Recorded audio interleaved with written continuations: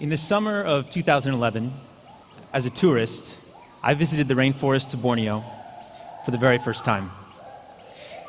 And as you might imagine, it was the overwhelming sounds of the forest that struck me the most.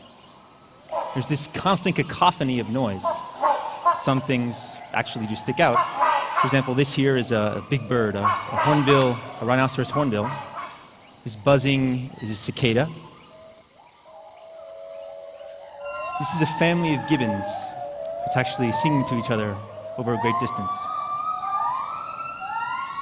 The place where this was recorded was in fact a gibbon reserve, which is why you can hear so many of them.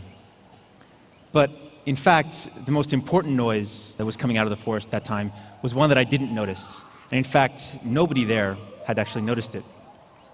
So as I said, this was a gibbon reserve. They spend most of their time rehabilitating gibbons, but they also have to spend a lot of their time protecting their area from illegal logging that takes place on the side.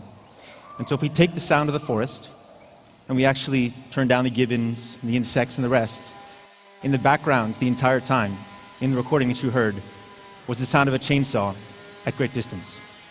They had 3 full-time guards who were posted around this sanctuary, whose job was in fact to guard against illegal logging. And one day we went walking, as tourists, out into the forest, and within 5 minutes walk, we stumbled upon somebody who was just sawing a tree down, 5 minutes walk, a few hundred meters from the ranger station. They hadn't been able to hear the chainsaws, because as you heard, the forest is very, very loud.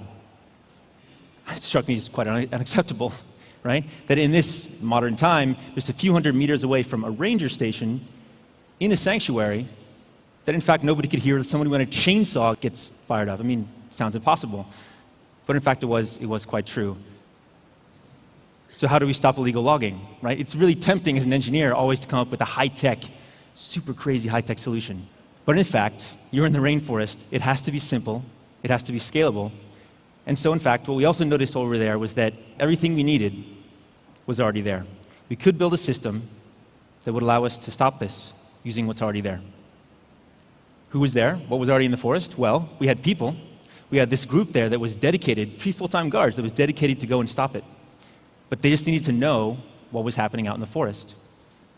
The real surprise, this is the big one, is that there was connectivity out in the forest. There was cell phone service way out in the middle of nowhere. We're talking hundreds of kilometers from the nearest road. There's certainly no electricity, but they had very good cell phone service. These people in the towns were on Facebook all the time. They're surfing the web on their phones. And this sort of got me thinking that in fact it would be possible to use the sounds of the forest, pick up the sounds of chainsaws programmatically, because people can't hear them, and send an alert. But you have to have a device to go up in the trees, right? So if we can use some device to listen to the sounds of the forest, connect to the cell phone network that's there, and send an alert to the people on the ground, perhaps we could have a solution to this issue for them. But in fact, let's take a moment to talk about saving the rainforest, because it's something that we've definitely all heard about forever. People in my generation have heard about saving the rainforest since we were kids, and seems that the message has never changed. We got to change, we got to save the rainforest. It's super urgent. This many football fields have been destroyed yesterday, and yet here we are. Today, about half of the rainforest remains, and we have potentially more urgent problems like climate change. But in fact, this is a little-known fact that I didn't realize at the time. Deforestation accounts for more greenhouse gas than all of the world's planes, trains, cars, trucks, and ships combined. It's the second highest contributor to climate change. Also, according to Interpol, as much as 90% of the logging that takes place in the rainforest is illegal logging, right? Like the illegal logging that we saw. So if we can help people in the forest enforce the rules that are there, then in fact we could eat heavily into this 17% and potentially have a major impact in the short term. It might just be the cheapest, fastest way to fight climate change. And so here's the system that you imagine, right? It looks super high-tech. The moment a sound is heard, sound of a chainsaw is heard in the forest, device picks up the sound of the chainsaw, sends an alert through the standard GSM network that's already there to a ranger in the field, who can in fact show up in real time and halt the logging. It's no more about going out and finding a tree that's been cut. It's not about seeing a tree from a satellite, an area that's been clear-cut. It's about real-time intervention, right? So I said it was the cheapest and fastest way to do it, but in fact, actually, as you saw, they weren't able to do it, so it may not be so cheap and fast. But if the devices in the trees were actually cell phones, it could be pretty cheap. Cell phones are thrown away by the hundreds of millions every year. Hundreds of millions in the US alone, not counting the rest of the world, which of course we should do. But in fact, cell phones are great. They're full of sensors. They can listen to the sounds of the forest. We do have to protect them. We have to put them in this box that you see here. And we do have to power them. Powering them is one of the greater engineering challenges that we had to deal with, because powering a cell phone under a tree canopy, any sort of solar power under a tree canopy, was an as yet unsolved problem. And that's this unique solar panel design that you see here, which in fact is built also from recycled byproducts of an industrial process. These are strips that are cut down.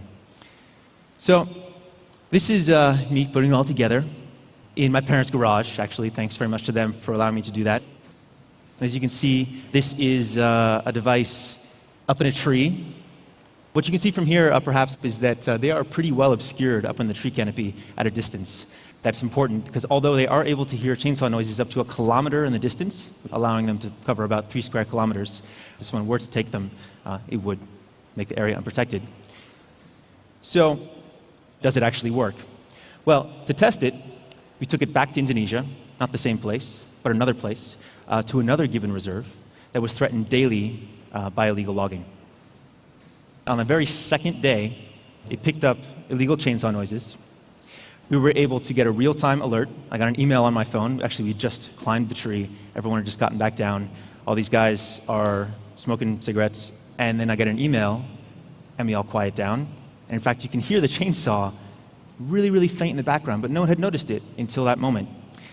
And so then we took off to actually stop these loggers. I was pretty nervous. This is the moment where we've actually arrived close to where the loggers are. This is the moment you can see where I'm actually regretting perhaps the entire endeavor. I'm not really sure what's on the other side of this hill. That guy is much braver than I am, Shenny. Okay, but he went, so I had to go walking up. And in fact, we made it over the hill and interrupted the loggers in the act. For them, it was such a surprise. They had never, ever been interrupted before, that it was such an impressive event for them that we've heard from our partners. They have not been back since. They were, in fact, great guys. They showed us how the entire operation works. And what they really convinced us on the spot was that if you can show up in real time and stop people, it's enough of a deterrent, they won't come back. So, thank you.